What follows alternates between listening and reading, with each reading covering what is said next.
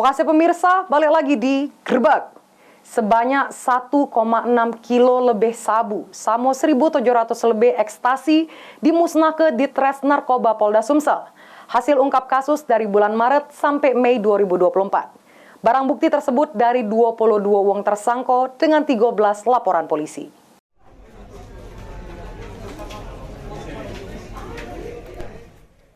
Ditres Narkoba Polda Sumsel memusnahkan barang bukti narkoba hasil ungkap kasus dari bulan Maret sampai Mei 2024 dengan 22 wong tersangka.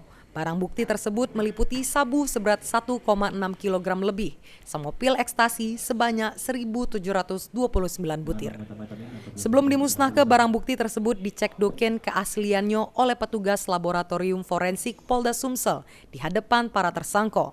Kemudian barang bukti ini diblender dengan campuran banyu sama pembersih lantai.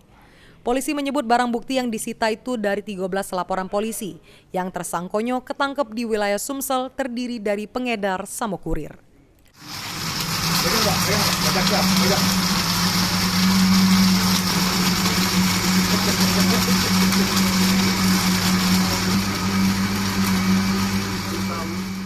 Kasus dari bulan Maret sampai bulan Mei, kita ada 13 LP dengan tersangka ada 22 orang. Untuk barang buktinya sabu sebanyak 1.619,49 gram, ekstasi sebanyak 1.796 butir.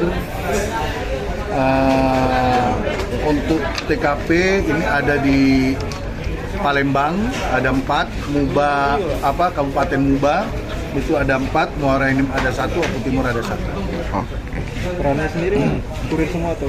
Ya, untuk perannya sendiri ada yang kurir, ada dia yang sebagai penjual.